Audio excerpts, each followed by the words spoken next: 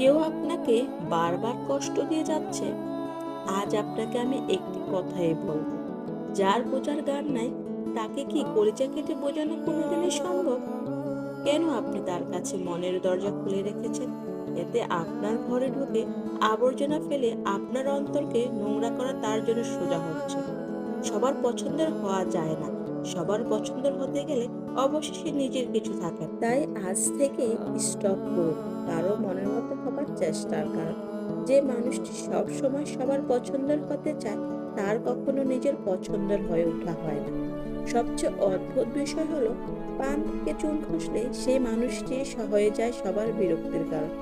এক সময় ওই মানুষটি অবাক হয়ে আবিষ্কার করে সত্যিকার অর্থে তার আপন কেউ নেই, সে প্রচন্ড একা, শুধু সবার পছন্দ পূরণের যন্ত্র মাত্র।